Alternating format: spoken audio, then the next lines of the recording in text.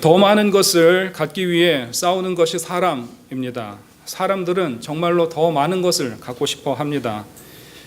사람이라는 것이 함께 어울려서 사는 것을 피할 수 없습니다.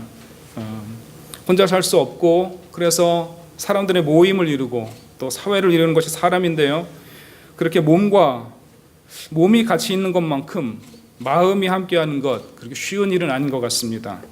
누군가보다는 내가 좀 더 많은 것을 갖기 바라는 마음, 그것이 그렇게 만드는 것 같습니다. 다른 사람이 가진 것을 한번 쳐다보고 나면 늘 그런 마음이 생깁니다. 나도 그것을 가지고 싶다. 그런 생각이 들고, 만약에 그것이 세상에 하나밖에 없는 것이라면 한번 빼앗아서라도 내가 누려보고 싶다. 그런 생각을 갖게 마련입니다. 더 심한 마음을 갖는 경우도 있습니다. 그냥 이유를 찾을 수 없이, 왜 내가 그것을 가지려는지, 그런 이유가 무엇인지 알 수도 없이 그저 자신이 가진 것들을 계속해서 늘려가고 싶어하는 그런 사람들조차 있다는 말씀입니다. 다른 사람이 무엇을 가졌건 상관없습니다. 이런 마음 가지면 그런 사람들은 자신이 원하는 것, 그 모든 것을 다 차지하고 싶어하고 그 이후의 것도 차지하고 싶어하는 그런 욕심을 드러내는 것 같습니다. 다른 사람과 도무지 비교할 수 없을 정도로 모든 것을 다 빨아들이고 흡수하고 싶어하는 마음 가지고 그렇게 살아가는 사람들이 있다는 말입니다.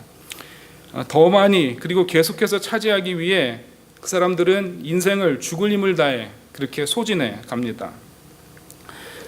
이런 대표적인 사람들이 역사에 등장하는 정복자들입니다. 우리는 그 역사의 정복자들에게 박수를 보내고 찬사를 보냅니다. 아시아에도 있었고 유럽에도 있었습니다. 그 모든 땅들을 다 집어삼킨 대표적인 사람 징기스칸. 우리는 그 사람이 위대하다고 이야기를 합니다. 최초로 그 전 대륙을 통일한 사람이라고 말하면서 박수를 치는 것입니다.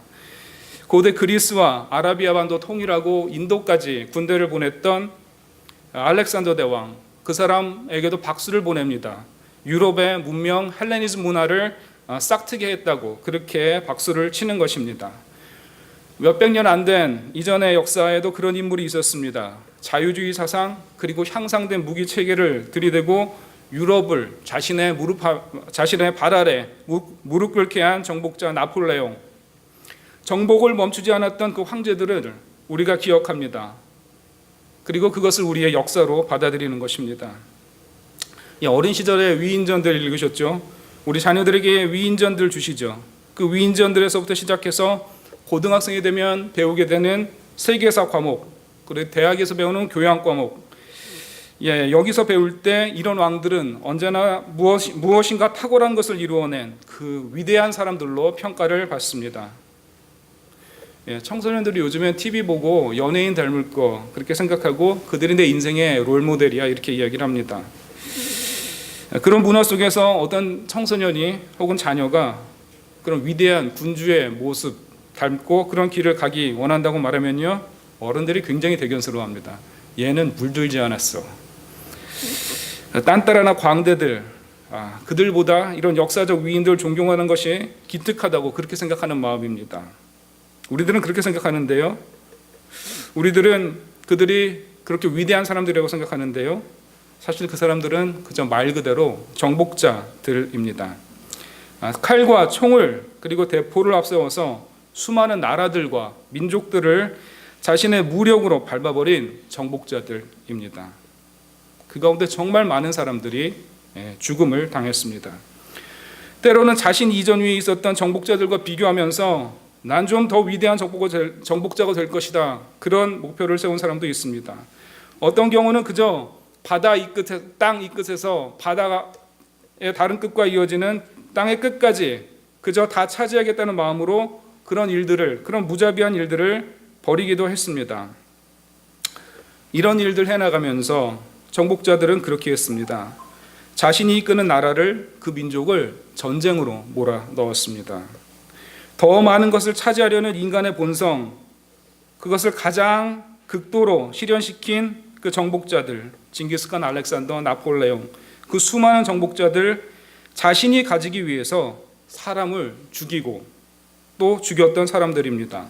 더 많은 땅과 더 강한 군대를 갖기 위해서 개인들이 당하는 고통, 개인들이 당하는 죽음, 그리고 그 가족들이 느끼는 아픔에 눈 하나 깜짝하지 않고 그 모든 일을 밀어붙였던 것이 우리의 역사가 말하는 그 위대한 정복자들입니다.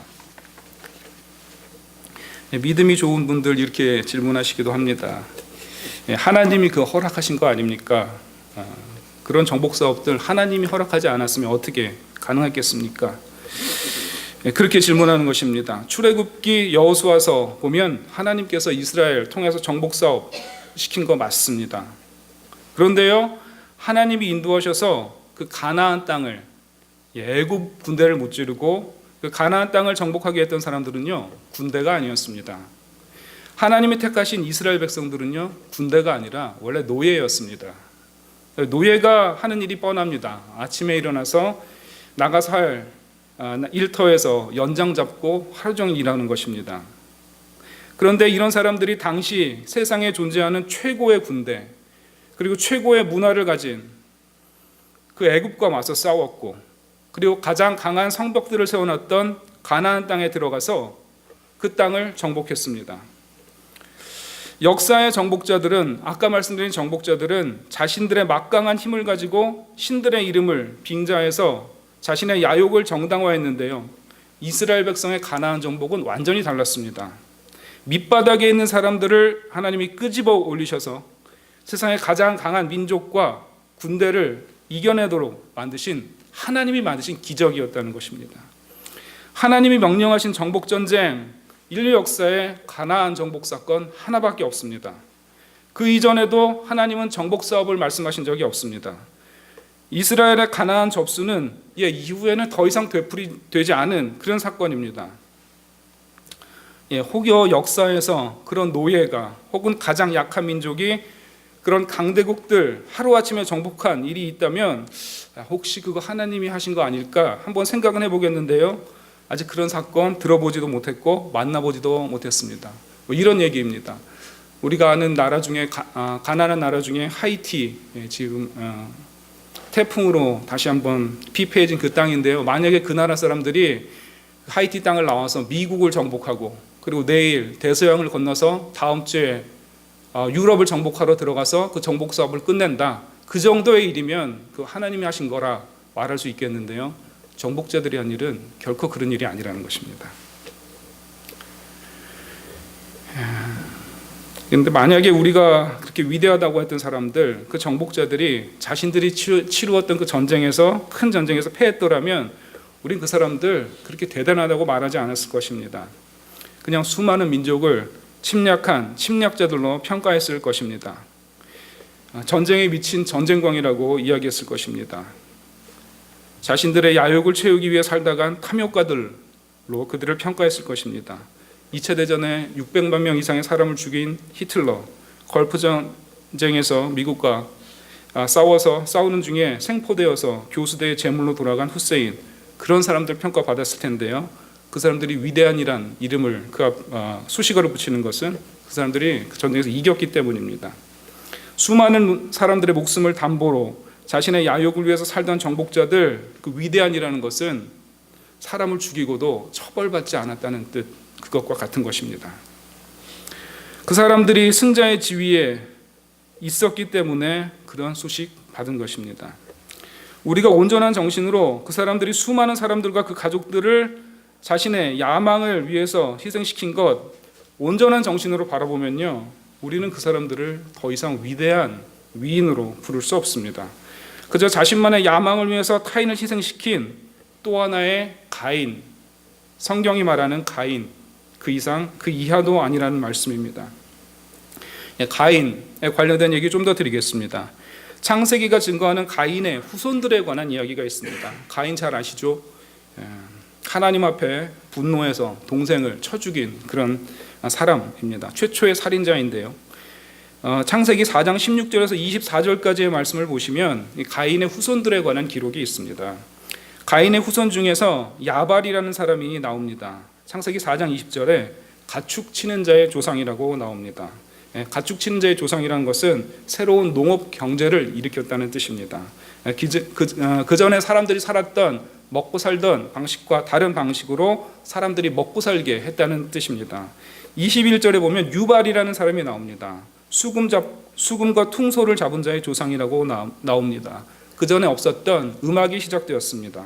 문화 예술이 시작되었다는 의미입니다. 그리고 22절에 이르러선 두발가인이라는 사람이 나옵니다. 구리와 쇠로 기구를 만든 사람이라고 나옵니다. 여러분, 구리는 고대에 신을 제사하는 도구로 사용되었던 것입니다. 지금도 무당들이 한국에서 이렇게 굿할 때 보면 손에 잡은 것은 이제 구리로 만든 것인데요. 그 시절이 그렇게 오래된 것입니다. 또 쇠로 기구를 만들었다고 나오는데요. 철이란 것은 사람들이 처음으로 다른 사람들을 정복할 수 있는 그 길을 열어준 무기의 도구였습니다. 그러니까 두발가인은 제사 제도를 만들고 군사 제도를 정비했던 자들의 조상이라는 의미입니다. 가인의 자손들 가운데 그런 인물들이 나왔습니다. 최초의 살인자의 자손들이 한 일들이 그것이었습니다. 새로운 경제를 이루고 문화를 세우고 신의 이름을 빌어서 정복 사업을 하는 사람들, 그들이 가인의 후손들로 기록되는 것입니다. 그러니 인류 역사의 정복자들 누구의 후손입니까? 분명히 가인의 후손입니다. 동생을 죽이고 하나님 앞에 버림받은 사람, 그 가인의 후손이란 말입니다. 하나님 앞에 쫓겨난 가인의 마음, 그 마음 깊은 곳에 근원적인 하나님 없어서 채워지지 않는 불안이 자리 잡았습니다. 그 내재적 불안 위에 그 후손들은 그런 인간의 제도들을 세웠습니다. 인류 역사의 유명한 정복자들, 그러니 가인의 계보에 있는 두발 가인의 후손들입니다. 인류 역사가 말하는 위대한 정복자들, 그들이 가인의 후손인 것처럼 사실 우리도 가인의 후손인 것 같습니다. 여러분, 우리들의 지혜가 좀 모자른 것이 매우 다행입니다. 우리들의 출신 배경이 그 정복자들보다 못한 것이 천만다행입니다. 우리 대한민국 사람들, 우리 민족이 그 큰 유라시아 대륙에 저 귀퉁이에 몰려서 살고 있는 것, 그것도 정말 다행입니다. 만약에 우리가 가진 조건들이, 우리의 지혜가, 우리의 출신 배경이, 그리고 그 나라의 지리적 조건이 그 정복자들의 것과 같았다면 우리도, 우리 민족도 다른 민족을 그렇게 짓밟는데 앞장섰을 것 분명합니다. 야망을 채우기 위해 살았을 것 분명하다는 말입니다. 다행히도 가진 지혜도 모자르고 우리 민족 워낙 약소하고 그리고 태어나기도 별로 가진 것 없이 태어나서 우리의 욕심은 주변의 몇몇 사람들 괴롭히는 것에서 다행히 멈추고 맙니다. 그것이 다행이라는 말씀입니다. 더 많은 것을 채우려다가 그것을 이루지 못하는 것, 그래서 좌절하는 것이 우리들입니다. 욕심을 다 태우지 못하는 그런 우리들의 갈망, 그 모든 욕심 다 채우기 위해 태우고도 태우는데 채워지지 않는 우리의 갈망이 어쩌면 그 역사의 정복자들을 그렇게 숭상하게 만드는 것인지도 모른다는 말씀입니다. 오늘 함께 읽으신 말씀, 베드로의 첫 번째 설교, 성령 받고 난 이후에 첫 번째 설교의 마지막 부분입니다. 베드로가 성령 충만함 받았죠. 그 사람 인생에 처음 일어난 일이었는데요. 그리고 사람들 앞에서 하는 첫 번째 설교, 그것의 마지막이라는 말씀입니다. 이 마지막 단락에 사람들의 질문이 나옵니다. 37절에 그들이 이렇게 나옵니다. 그들이 이 말을 듣고 마음에 찔려 베드로와 다른 사도들에게 물어 이르되 형제들아 우리가 어찌할꼬 하거늘. 유대인들이 예수님을 받아들이지 못했습니다. 그리고 십자가에 못 박혀 죽게 만들었는데요. 이 사람들이 이제 그 말을 들었습니다. 그럼에도 불구하고 하나님이 예수님을 다시 살리셨다. 유대인들이 한 일도 잘못됐고, 그리고 예수님이 그렇게 십자가에 달려 죽으시는 것 하나님의 마음이 아니었다. 이제 그것을 예수님의 부활로 깨닫게 된 것입니다. 베드로의 설교를 들은 사람, 그 사람들에 대하여 이렇게 묘사합니다. 37절에 마음이 찔려, 그 사람들이 예수님의 부활 소식을 듣고 마음이 찔렸습니다. 한국어에서 마음이 찔린다 하면 양심 찔린다, 양심이 거리낀다, 이 정도의 의미로 우리는 받아들여지는데요. 여기서 찔려라고 번역된 성경의 원문은 좀 더 강한 의미를 가지고 있습니다. 이건 누소라는 동사의 변형인데요. 여기서 찔려라는 것은 창에 찔리다라는 의미를 가지고 있습니다. 이 단어가 또 쓰인 곳이 있습니다. 어느 곳이냐면요, 예수님께서 십자가에서 병사의 창에 찔리셨을 때 바로 이 누소라는 동사가 사용됩니다. 그러니까 37절에 베드로의 설교를 듣고 마음에 찔렸다는 것은요, 창이 심장을 찌르는 것처럼 아팠다, 그런 의미입니다.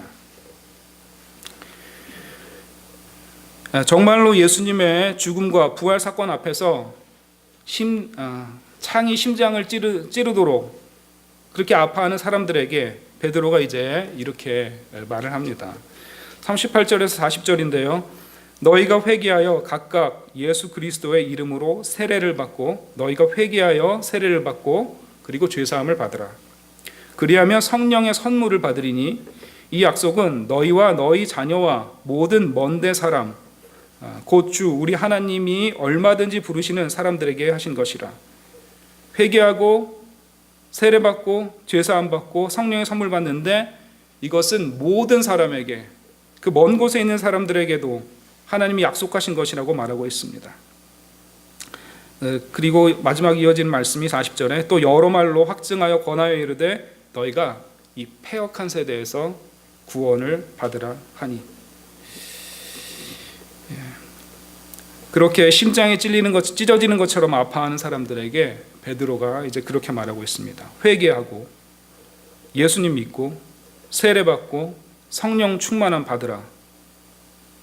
이 말이 우리에겐 그렇게 어려운 것이 아닙니다. 우리가 예수님 믿으면서 그런 길들을 걸어왔기 때문에 그렇습니다.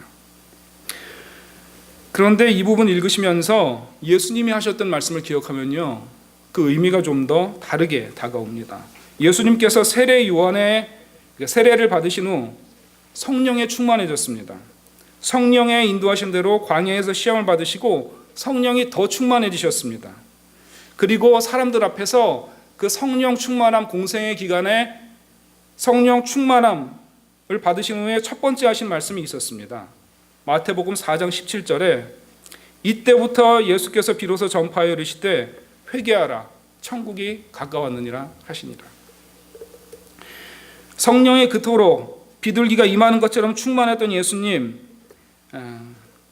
그 성령 충만함을 받으신 후에 당신의 입으로 하신 첫 말씀과 베드로가 성령 충만함을 받고 사람들 앞에 한 첫 번째 말이 쌍을 이루고 있는 것 같습니다.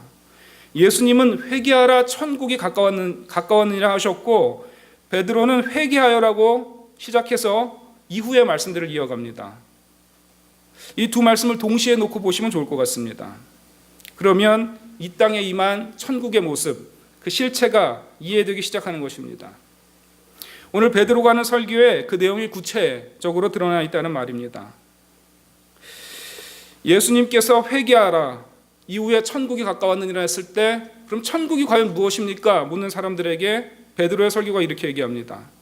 예수님의 죽음과 부활을 통해서 예수님이 가까이 왔다고 하신 천국, 그것이 너무도 분명하게 들어오는데 예수님을 통해서 세례받고 죄사함 받는 것, 성령의 선물 받는 것, 그것이 예수님이 말씀하신 천국이 가까웠느니라의 천국을 대신하는 말로 위치한다는 것입니다. 그리고 이 약속이 모든 사람에게 전파될 것이라고 말하고 있습니다. 예수님께서 회개하라고 하시면서 말씀하신 천국, 모든 민족에게 전파되는 죄사함, 그리고 모든 민족에게 부어지는 성령으로 이제 구현되었습니다.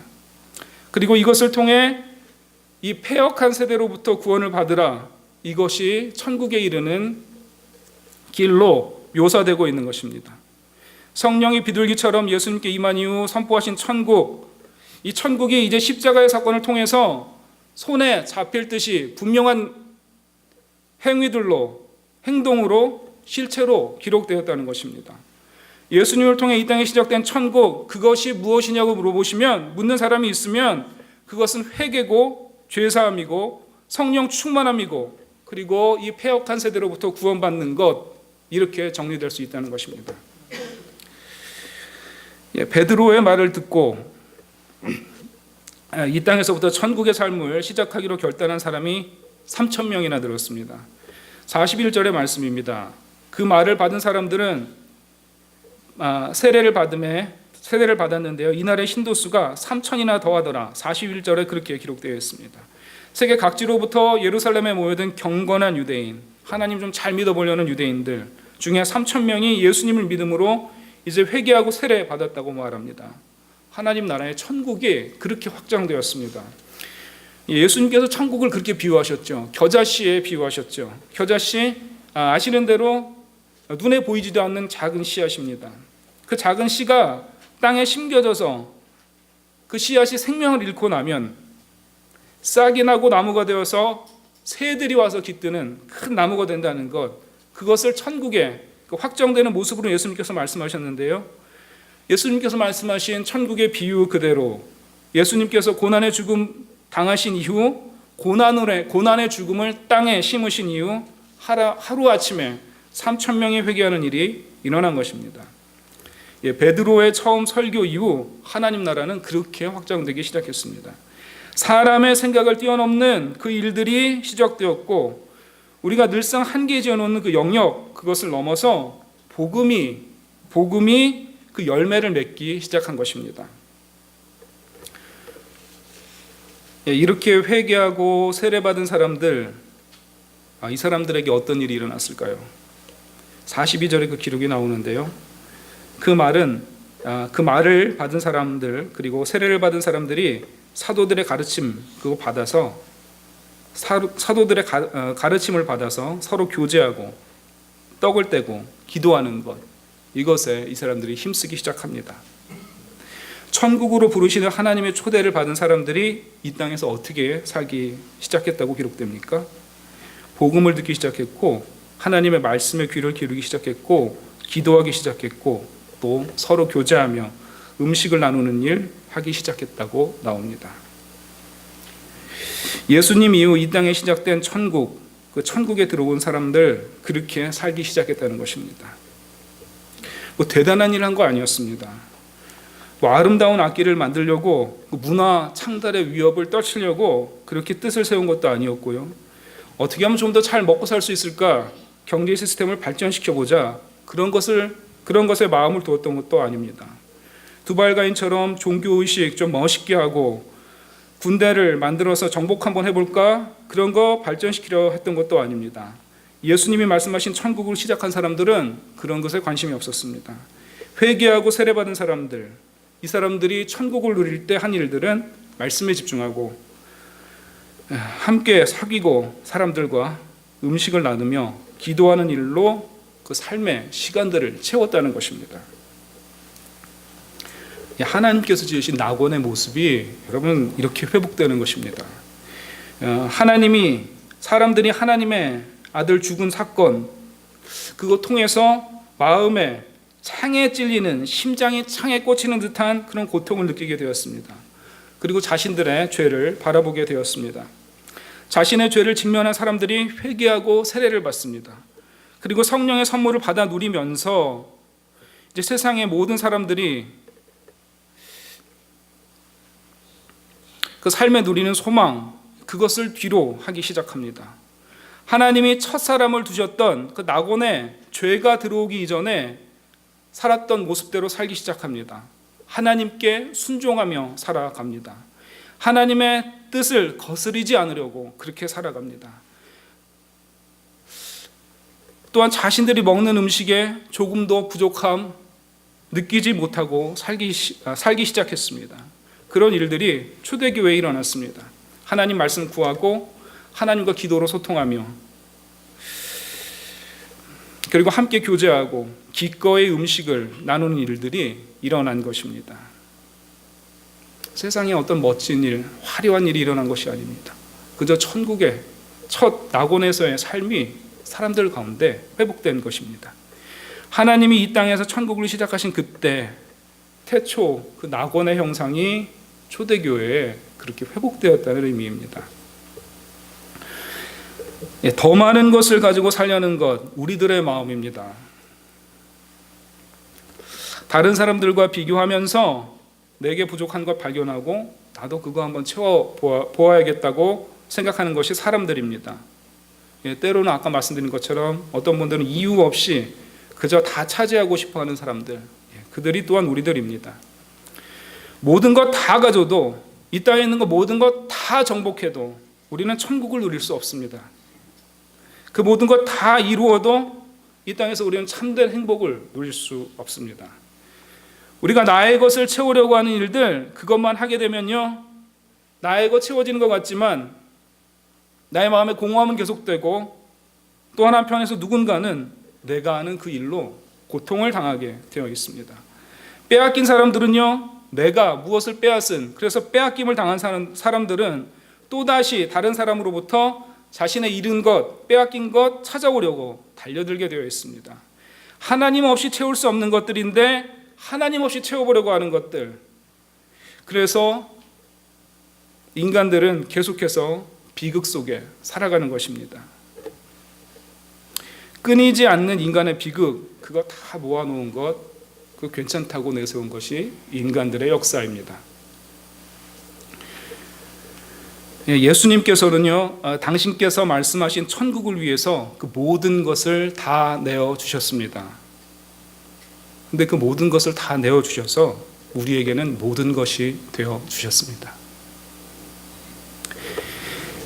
자신의 육신을 떡 조각처럼 부스러뜨려 주셨고, 자신의 피를 가지고 우리들의 목을 죽여 주신 분이 예수님입니다. 요한복음에 나오는 수가성 여인, 그 사람이 자신의 부끄러움을 감추고자 사람들의 눈을 피해 우물물 기르러 갈 때 예수님이 말합니다. 마르지 않는 샘물이 넘쳐날 것이라고 말합니다. 주님이 마르지 않는 샘물 되셔서 우리가 그것으로부터 목마르지 않을 것이라고 말합니다. 한없이 쏟으시고 또 내어주시는 예수님, 자신의 목숨까지 기꺼이 내어주신 예수님, 그 예수님 믿는 믿음을 통해서 우리는 비로소 우리가 마음에 그토록 바라는 것을 완전히 그리고 온전히 채울 수 있습니다. 여러분, 우리는 그것이 무엇인지도 모르고 마치 들을 헤매는 승냥이 떼처럼 그거 채우려고 헐떡이며 살았습니다. 그런데 우리가 미처 깨닫기도 전에 예수님은 당신의 살과 피를 통해서 그것을 채워주셨고 또 채울 수 있는 길을 열어주셨다는 의미입니다. 세상에 많은 것을 이룬 것으로 우리는 자랑 삼을 수 없습니다. 우리가 많은 것을 이루었을 때, 여러분, 나의 입술, 내가 승리에 도취되어 있을 때 또 나의 손이 다른 사람을 상처내는 칼이 되었다는 것, 여러분, 우리는 부인할 수 없습니다. 세상의 것은요, 그래서 부끄러운 것입니다. 그러니 세상이 위대하다고 하는 정복자들, 부러워하는 마음으로 그들을 부러워하는 것으로 우리의 생각을 더럽힐 수는 없습니다. 그 많은 것을 정복하고 차지하기 위해서 하나님이 허락하신 인생을, 그 타오르는 욕심을 위한 여러분 땔감으로 사용하시겠습니까? 우리가 말하는 위대한 정복자들, 그저 많은 사람들을 전쟁으로 내어몰고 셀 수 없이 많은 부모들, 그들의 가슴에 창에 찔리는 듯한 고통을 준 그런 사람들에 불과합니다. 그런 사람들에 대한 생각, 존경심이 있다면 하루빨리 지워야 합니다. 그들이 가인의 후손이고 우리들 역시 가인의 후손의 피를 가지고 있기 때문에 그렇습니다. 그렇게 질문하시는 분이 있죠. 그러면 하나님께서 보내신 나의 직장, 그거 어떻게 하란 말이냐? 여러분, 그 원리는 너무나 분명합니다. 하나님의 원리대로 그것을 섬기고 또 그것을 일하셔야 합니다. 어떻게 하면 내가 하는 일로 한 사람이 더 감사를, 더 기쁨을 그 인생에 누릴 수 있을지, 그것이 내가 하는 일의 목표가 되어야 하는 것입니다. 예를 들어 극단적인 경우로 어떤 사람이 무기를 만드는 일을 가지고 있다고 합시다. 그것 때문에 어떤 사람은 죽게 될 것입니다. 그러면 내가 그 일을 하면서 마음에 품을 수 있는 생각은 그 고통받을 한 가족들을 생각하면서 어떻게 하면 그런 일이 일어나지 않는 일에 내 사업에 이익을 사용할 수 있을지 고민할 수 있어야 된다는 것입니다. 여러분, 우리가 하는 모든 일들은 그렇습니다. 학교에서 교수가 돼서 글을 쓰는 일을 하는 것도 마찬가지입니다. 내가 그저 내 글 하나 출판하기 위해서 그렇게 애쓰는 것, 여러분 그것을 목표로 삼는 것은 하나님이 우리에게 일을 주신 그 목적대로 그 일을 하는 것이 아닙니다. 내가 하는 일 하나하나로 얼마나 더 많은 사람들이 하나님의 나라를 경험하고 그리고 그 가운데 얼마나 나의 것을 많이 내려놓을 수 있을까, 그것을 고민하는 것이 하나님의 방식으로 하나님께서 주신 일들을 감당하는 길이라는 의미입니다. 교회에도 적용해야 될 것 같습니다.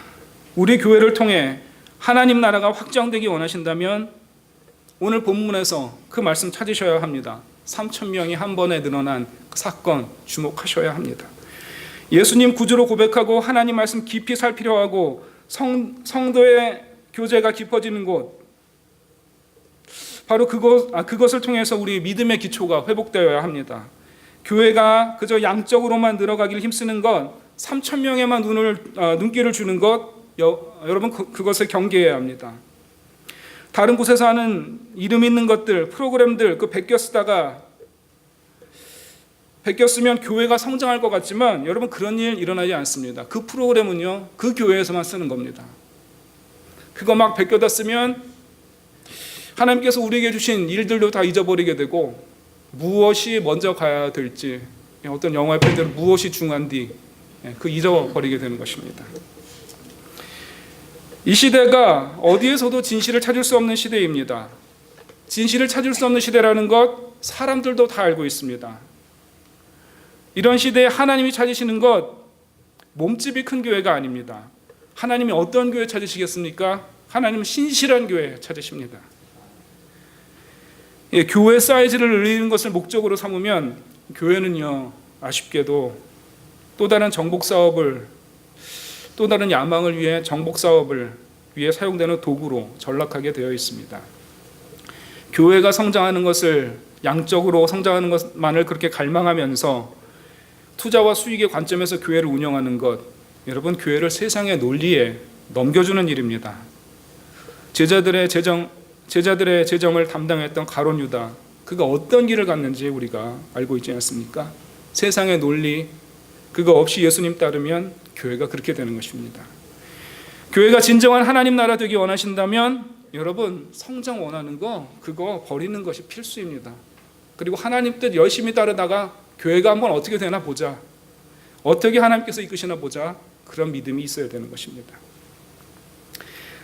하나님만 바라보는 것, 그것이 신실한 교회입니다. 교회가 참된 하나님 나라 되는 방법, 그런 것에 있습니다. 말씀드린 대로 말씀이 더럽혀지지 않고 기도를 통해 하나님과 깊은 대화 회복되고 성도 사이에 깊은 교제가 회복되는 것. 성도 사이의 깊은 교제 보통 일이 아니죠. 같이 음식을 떡을 떼고 나누는 것인데 마음 맞지 않는 사람이랑 밥 한 번 먹고 나면 저녁에 소화제 찾게 되어 있습니다. 근데 그것이 그렇게 되지 않도록 교회를 만들어야 된다는 것입니다. 세상에서 진리를 찾지 못하는 영혼들, 이 영혼들 아마도 그렇게 회복된 교회에 발걸음 옮길 것 같습니다. 옮기게 되어 있습니다. 하나님을 멀리하는 사람, 그 사람들 팔짱 끼면서 교회가 회복되기를 기다리고 있습니다. 하나님 모르는 것, 하나님 모르는 사람들, 그 사람들도 기다리고 알고 있는 것을 어쩌면 교회 30년 다니신 분이, 40년 다니며 중년의 나이에 드신 분이, 50년 다니며 노년의 나이에 이르신 분들이 모르는 거 볼 때면 정말로 위가 뒤틀리는 것 같습니다. 교회는요, 신실해야 합니다. 교회는 그렇게 천국의 모습을 닮아가는 중에 이루어지게 되어 있습니다. 우리가 천국의 모습을 닮아가면 교회는 저절로 이루어지는 것입니다. 우리 한 사람 한 사람 가운데, 한 명 한 명과의 관계 가운데 천국이 회복되어야 합니다. 말씀을 사모하는 마음, 여러분 그거 회복되어야 합니다. 기도의 열심, 그거 가지고 계셔야 합니다. 성도 간의 진실한 교제, 바로 이것이 하나님 나라에서, 하나님 나라를 이 땅에서부터 누리는 참된 축복입니다. 사랑하는 성도 여러분, 우리 안에 거하시는 성령은 분명하게 그 길을 보여주셨고 지금도 보여주고 있습니다. 마음에 갈급함과 공허함이 있다면 여러분 십자가 앞으로 나오시기 바랍니다. 마음에 채우지 못하는 갈망, 그거 계속되고 있다면요, 삶의 방식을 이제 가인의 후손의 방식에서 예수님의 후손의 방식으로 송두리째, 뿌리째 바꾸셔야 하는 것입니다. 나의 삶의 시간표에 하나님 말씀 가까이 하는 거, 그거 1번으로 놓으셔야 합니다. 하나님과 기도하는 시간, 내가 사는 하루의 시간 가운데 가장 귀한 시간으로 만드실 수 있어야 합니다. 하나님 함께 믿는 믿음의 공동체, 그 공동체 안에 나누는 교제들, 그것을 가장 내 인생의 가장 소중한 인간관계로 놓을 수 있어야 합니다. 제 말씀 아니고요. 성령이 우리를 그렇게 인도하고 있다는 것, 그것 증거하는 베드로의 설교입니다. 성령의 인도에 순종하십시오. 이 땅에서부터 그것으로 천국을 누리시기 바랍니다. 귀한 천국의 복 사모하시고 그거 누리시는 주님이 세우신, 주님이 이끄시는 은혜 장로교회 될 수 있기를 주님의 이름으로 축원합니다. 기도하시겠습니다.